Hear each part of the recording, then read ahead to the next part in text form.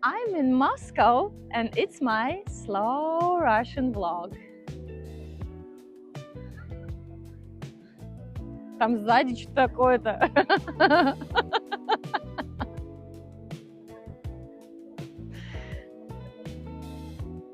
У меня впереди 2 потрясающих выходных в Москве. Я планирую очень много гулять, пока моя подруга будет бежать марафон. Утро, как обычно, начинается с завтрака в нашем любимом кафе, а дальше мы идем гулять по прекрасным улочкам Москвы. Конечно же, с кофе.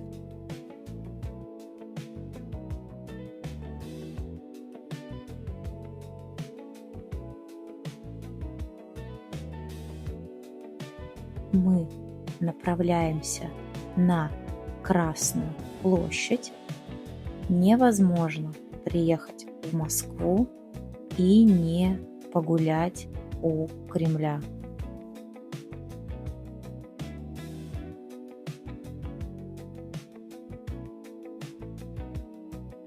Каждый час у Кремля можно наблюдать за сменой караула в честь погибшим воинам в Великой Отечественной войне. Кстати, посмотреть на смену караула и чеканный шаг военнослужащих приходит очень много людей, заранее собираются, чтобы встать поближе. Рядом с Кремлем есть великолепный парк Зарядье, в котором вы можете погулять и насладиться красивыми видами на Москву. Мы хотели увидеть закат. Я просто обожаю магазины с нетривиальными и оригинальными интерьерами, а здесь помимо интерьера еще и потрясающий звуковой ряд, колокольный звон, неразрывно связанный с Москвой. Я в восторге.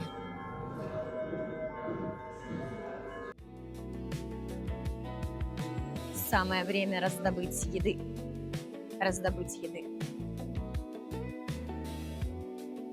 Ужинать мы будем в индийском ресторане. Здесь нет меню. Каждый день готовят что-то новое и вам приносят комплексный обед за фиксированную стоимость. Сегодня на ужин у нас что-то на индийском. Мы в индийском ресторане в самом центре Москвы. Здесь просто потрясающая атмосфера, мне все нравится. Такая штучка. Спасибо.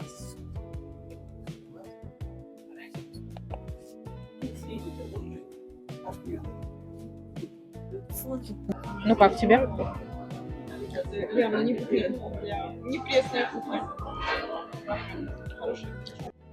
Кстати, прикольно, что на входе вас просят разуться. В ресторане не ходят в обуви. Еда мне очень понравилась, в меру острая, пряная. Я объелась, но взяла с собой сладости. Какой великолепный ужин у нас был.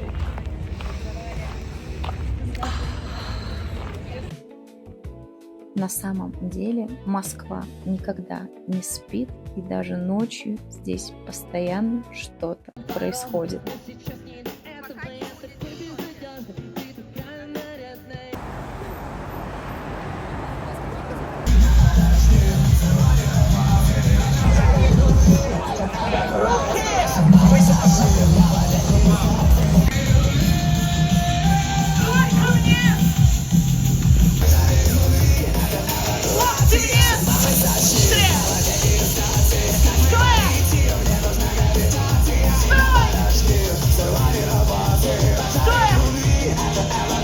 команда.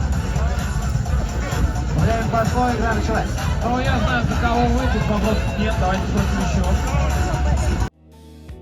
Пока я дурачусь и бездельничаю, люди проводят время с пользой и участвуют в ночи спорта перед московским марафоном. Это очень масштабное мероприятие. В Москве перекрывают часть центральных улиц. Вы бежите по невероятно красивому маршруту. Я очень хотела пробежать этот марафон, но, к сожалению, травмировала ногу и не смогла, хоть и готовилась полгода. Его пробежала моя подруга, которой я невероятно горжусь. Я поддерживала ее и очень переживала за каждый километр, который она пробежала. Она огромная молодец. Пока моя подруга бежала марафон, я гуляла по красивым улочкам Москвы и наслаждалась потрясающими видами.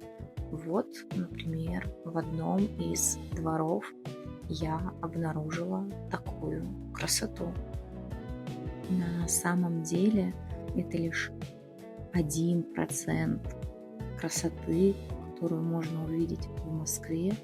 В эту поездку я очень мало куда выезжала, в основном гуляла по центру, недалеко от гостиницы. Конечно же, нужно поесть. Мне захотелось какого-то яркого места, поэтому я нашла вот такое кафе, где решила пообедать.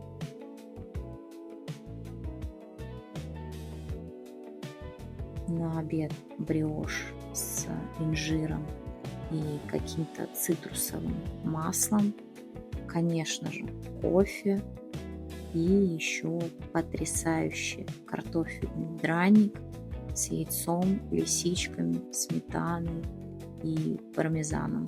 Мне все очень понравилось. В принципе, как и всегда. Иду бродить дальше. Мне безумно нравится то, что в Москве в центре очень много зелени.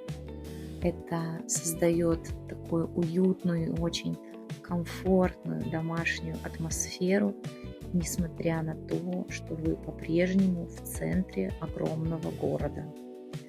Все озеленение искусственное, деревья стоят в горшках, или вот такое интересное решение.